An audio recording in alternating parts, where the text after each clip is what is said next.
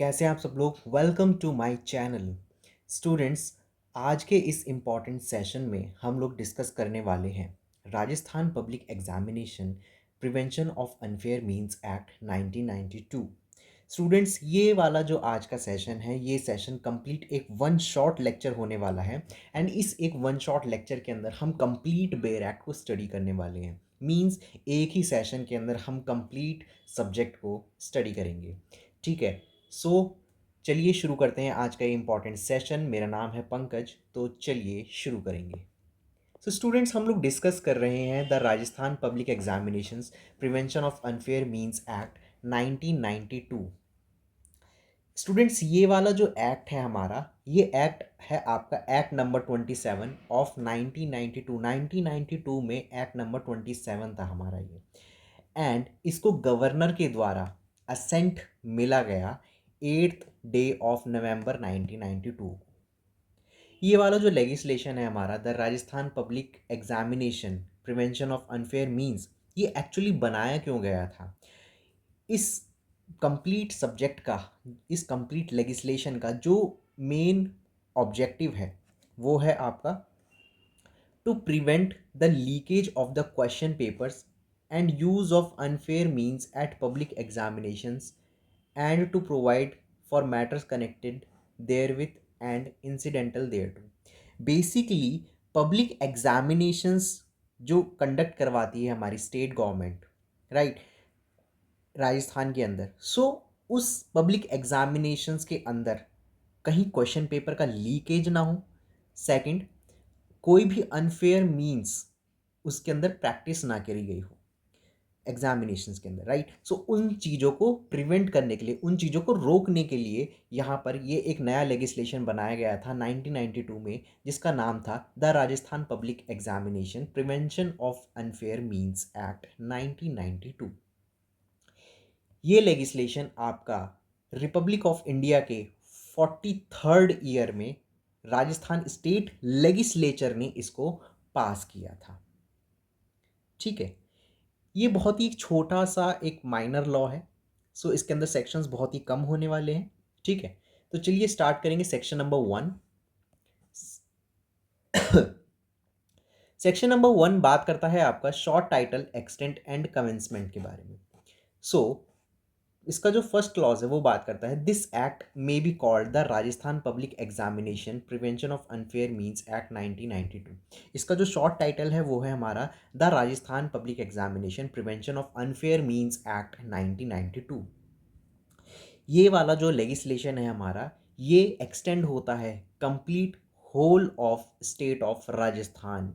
मतलब state of Rajasthan की complete territory पर इसको एक्सटेंड किया जाता है, इसको एप्लीकेबल किया जाता है।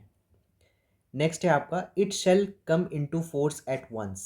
ये आपका तब इन्फोर्स कराया जाएगा जब स्टेट गवर्नमेंट इस चीज़ को ऑफिशियल गैजेटेड थ्रू उसको पब्लिश कर देगी, राइट। नेक्स्ट है इसके अंदर सेक्शन नंबर 2। सेक्शन नंबर 2 हमारा बात करता है डेफिनेशन क्लॉज। डेफिनेशन है हमारे पास में 4 डेफिनेशन दे रखी है, राइट। पहली डेफिनेशन है हमारे पास में ए के अंदर एग्जामिनेशन सेंटर, बी में है हमारे पास में पब्लिक एग्जामिनेशन, सी में है हमारे पास में अनफेयर मीन्स, और डी में है हमारे पास में द वर्ड एंड एक्सप्रेशन। ठीक है। एंड जो डी की जो कंप्लीट हमारे पास में जो लिखा है यहाँ पर द वर्ड्स एंड एक्सप्रेशन, ये एक्चुअली में कोई डेफिनेशन नहीं है, बट हम इसको पढ़ेंगे भी, राइट। बात करते हैं सेक्शन 2 क्लॉज ए के बारे में, जो कि बात करता है एग्जामिनेशन सेंटर। एग्जामिनेशन सेंटर मतलब कोई भी एक ऐसी जगह जहाँ पर एक पब्लिक एग्जामिनेशन को कंडक्ट करवाया जाता है, एंड वो जगह के साथ साथ उस पब्लिक एग्जामिनेशंस की जो भी कंप्लीट प्रीमिसेस रहेगा, उस प्रीमिसेस का जितना भी मतलब एरिया रहेगा, उस एरिया को हम एग्जामिनेशन सेंटर बोलेंगे। मतलब कोई भी एक ऐसा इंस्टीट्यूट से कनेक्टेड जितना भी सारा कुछ उसका एरिया होगा, वो एरिया ही आपका एग्जामिनेशन सेंटर मान लिया जाएगा। It means any place fixed for holding the public examinations and includes the entire premises attached thereto. मतलब डेफिनेशन के अकॉर्डिंग कोई भी ऐसी जगह जो कि फिक्स कर दी गई है for conducting the public examination, और उस जगह से कनेक्टेड जितनी भी सारी जगहें होंगी वो हमारा होगा एग्जामिनेशन सेंटर। नेक्स्ट है हमारे पास में पब्लिक एग्जामिनेशन। पब्लिक एग्जामिनेशन हमारे पास क्या होता है? पब्लिक एग्जामिनेशन वो एग्जामिनेशंस होंगे जो हमारे शेड्यूल के अंदर मेंशन हो रखे होंगे। मतलब इस जो लेजिस्लेशन है हमारा एक्ट नंबर 1992 ये वाला, इसके अंदर जो शेड्यूल वाला पार्ट है, शेड्यूल के अंदर कुछ एग्जामिनेशंस के नाम मेंशन हो रखे हैं। उन एग्जामिनेशंस को हम बोलेंगे पब्लिक एग्जामिनेशन। अब चेक करते हैं चलो शेड्यूल के अंदर कौन कौन से टाइप्स के एग्जामिनेशंस बोल रखे हैं। पहला है इसके अंदर any examination conducted by the board of secondary education for Rajasthan. ठीक है, मतलब RBSE राजस्थान का जो बोर्ड है, वो बोर्ड जो एग्जामिनेशन कंडक्ट करवाएगा under the Rajasthan secondary examination act 1957, जो कि हमारा एक्ट नंबर 42 ऑफ 1957 है, उसके तहत जो भी एग्जामिनेशन कंडक्ट करवाया जाएगा वो हमारे शेड्यूल के अंदर में यहाँ पर मेंशन है। ठीक है, वो पब्लिक एग्जामिनेशन माना जाएगा। दूसरा है any examination conducted by any university established by law in India. मतलब कोई भी एग्जामिनेशन, या तो वो एंट्रेंस के लिए हो सकता है, कुछ भी, anything, any examination conducted by any university established by the law, जो लॉ के द्वारा स्थापित है इंडिया के अंदर, उस एग्जामिनेशन को भी यहाँ पर पब्लिक एग्जामिनेशन बोला गया है। थर्ड यहाँ पर बात करता है any examination conducted by the Rajasthan public service commission और यूनियन पब्लिक सर्विस कमीशन। मतलब RPSC और UPSC के द्वारा कंडक्ट करवाए जाने वाला कोई भी एग्जामिनेशन को भी हम यहाँ पर पब्लिक एग्जामिनेशन मान रहे हैं। ठीक है, RPSC एंड UPSC। नेक्स्ट है हमारे पास में any examination conducted by any autonomous college in the state. मतलब कोई भी एग्जामिनेशन जो कि कोई भी रैंडम कोई भी कॉलेज कंडक्ट करवा रहा है। ठीक है, जैसे क्या होता है ना कि एक एग्जामिनेशन एक कॉलेज के अंदर कंडक्ट करवाया जाता है, लेकिन उसका सेंटर दूसरे कॉलेज में उसका रखवा दिया जाता है, तो कई बार कुछ ऐसे टाइप के भी केसेस होते हैं। राइट, उस केस के अंदर भी कोई भी एग्जामिनेशन कोई भी ऑटोनॉमस कॉलेज अगर कंडक्ट करवा रहा है अपने लेवल पर, तो वो भी आपका यहाँ पर पब्लिक एग्जामिनेशन माना जाएगा। नेक्स्ट है any examination conducted by railway recruitment board Ajmer. कोई भी ऐसा एग्जामिनेशन जो कि रेलवे रिक्रूटमेंट बोर्ड अजमेर के द्वारा कंडक्ट करवाया जाता है, उसको भी हम यहाँ पर पब्लिक एग्जामिनेशन मान रहे हैं। Next any examination conducted by the Rajasthan high court. Rajasthan high court के द्वारा कंडक्ट करवाया जाने वाला एग्जामिनेशन भी यहाँ पर पब्लिक एग्जामिनेशन मान लिया गया है। नेक्स्ट है हमारा any examination conducted by the Rajasthan subordinate ministerial service selection board. इस अथॉरिटी के तहत भी Rajasthan subordinate and ministerial service selection board, जो RSMSSB जो अथॉरिटी आपकी, उसके द्वारा भी कंडक्ट करवाया जाने वाला एग्जामिनेशन भी आपका जो है वो पब्लिक एग्जामिनेशन माना गया है। Next any examination of all India trade AITT all India trade test, जो कि कंडक्ट करवाता है आपका DGT directorate general of trading new Delhi under the esteem guidance of ministry of skill development and entrepreneurship government of India.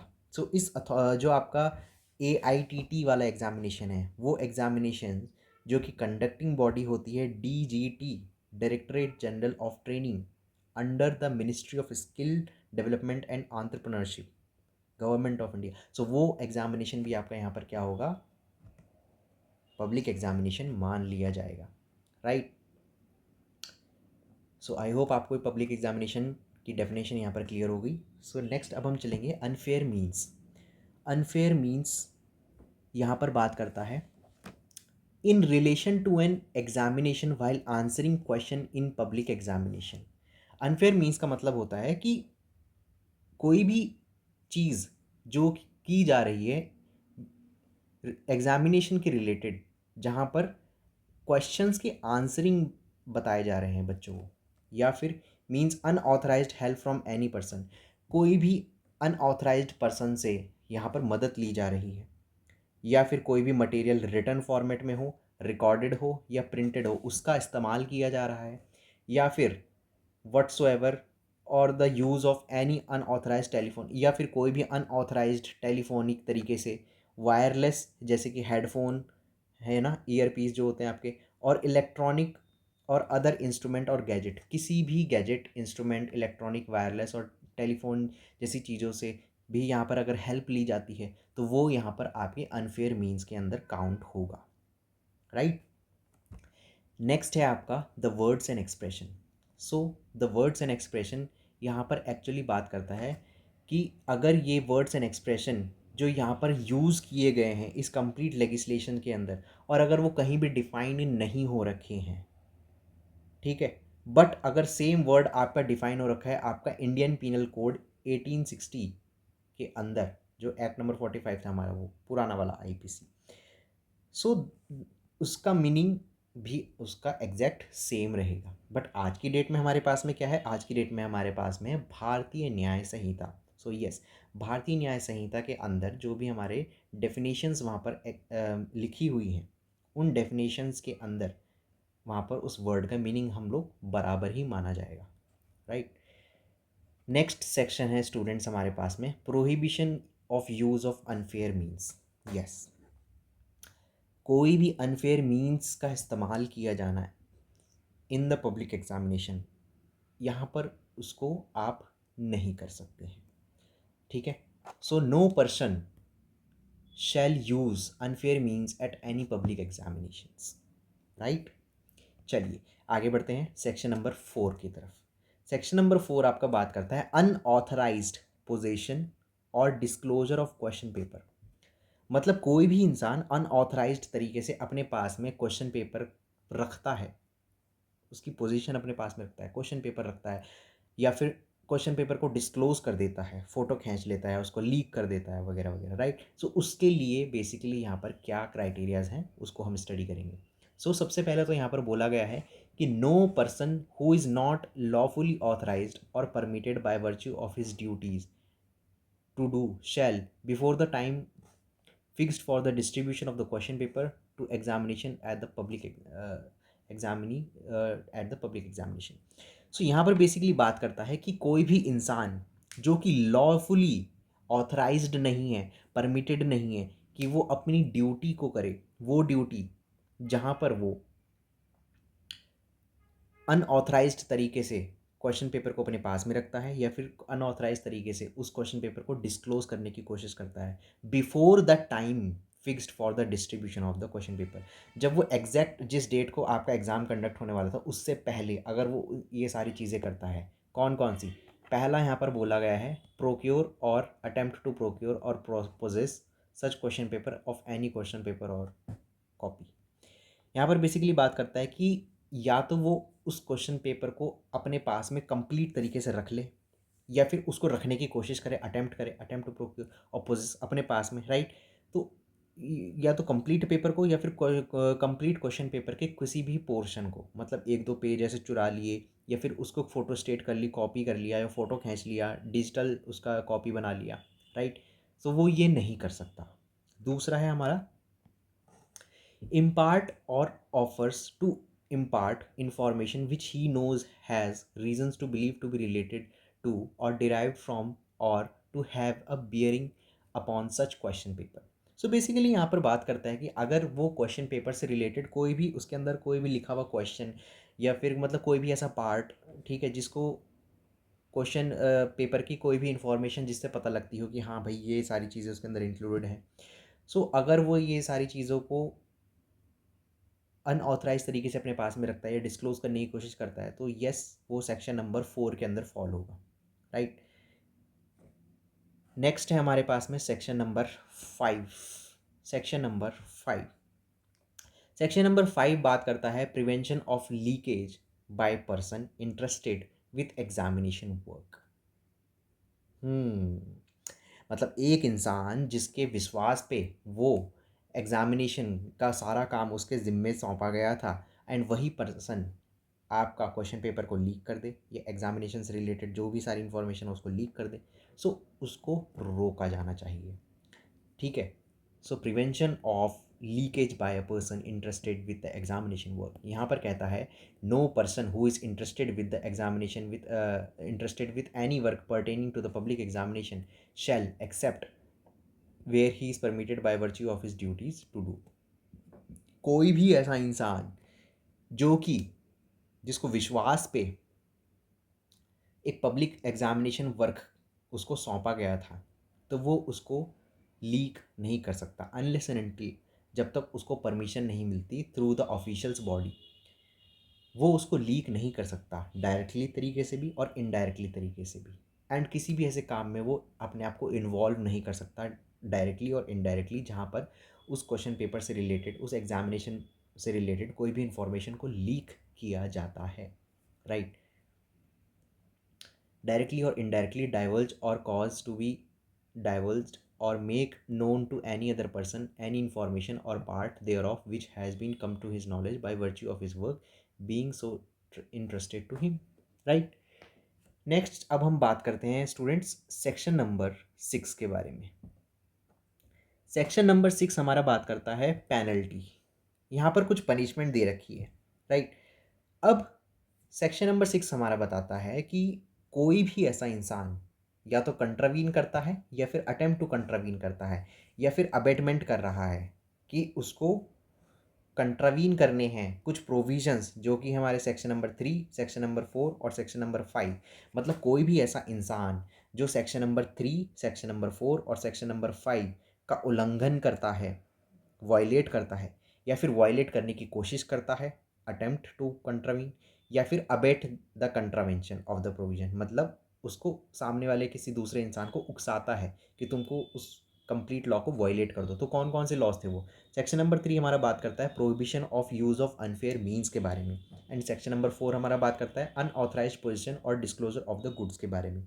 Section number 5 हमारा बात करता है prevention of leakage by person interested with the examination work. So कोई भी ऐसा इंसान अगर इन तीनों सेक्शंस का कंट्रावेंशन करता है, अटेम्प्ट करता है या फिर उसको अबेट करता है, सो उस इंसान को यहाँ पर पनिशमेंट दी जाएगी, राइट। अगर वो स्पेशली आपका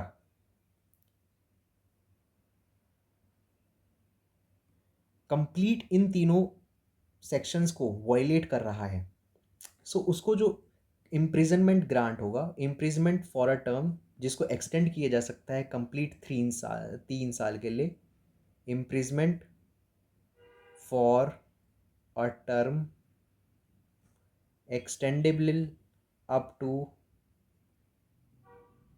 3 years plus 2000 रुपीज फाइन और बोथ, ठीक है।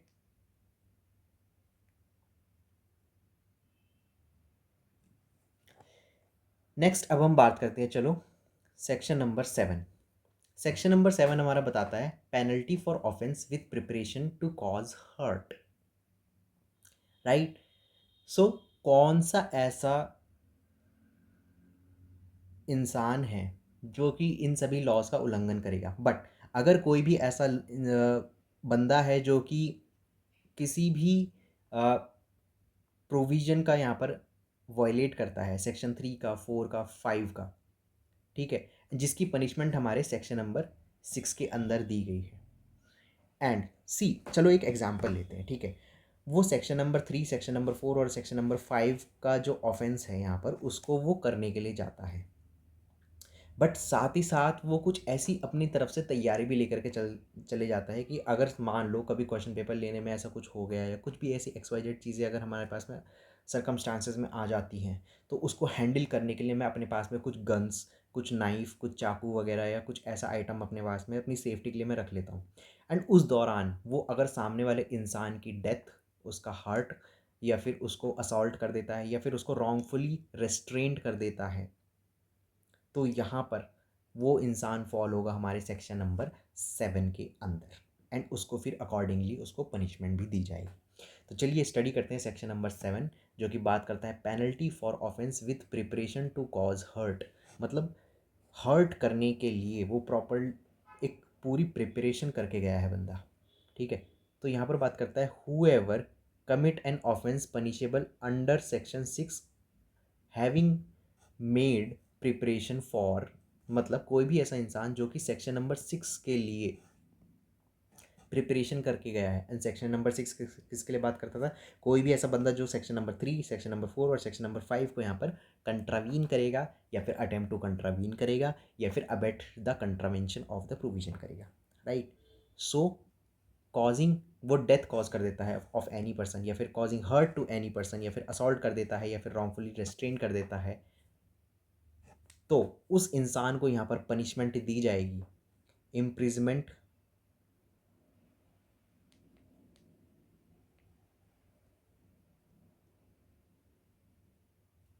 अप टू 3 years, एंड साथ ही साथ उसको मिलेंगे 5,000 फाइन और बोथ, राइट। नेक्स्ट चलिए आगे बढ़ते हैं सेक्शन नंबर 8 पे। सेक्शन नंबर 8 हमारा बात करता है power to amend schedule. The state government, of course the state government ही हमारे जो होगा वो ऑफिशियल गेजेटेड नोटिफिकेशन के थ्रू यहाँ पर कंप्लीट पब्लिक को बताएगी कि यस, हम लोग किसी भी चीज़ को अमेंड कर रहे हैं, किसी भी चीज़ को हम लेकर के आ रहे हैं, चेंज कर रहे हैं, एडिशन कर रहे हैं, डिलीशन कर रहे हैं, या कुछ भी सब्सटीट्यूशन हम कर रहे हैं, ठीक है। सो सेक्शन 8 हमारा बात करता है पावर टू अमेंड शेड्यूल। तो शेड्यूल वाला जो कंप्लीट पोर्शन है हमारा, ये राइट, ये वाला जो हमारे पास है पोर्शन है ये, ठीक है, इसको अमेंड करने की पावर किसके पास में होगी? ऑफ कोर्स मैंने भी जैसे कि बताया, ये कंप्लीट जो पावर होगी हमारी वो हमारे पास में होगी स्टेट गवर्नमेंट की।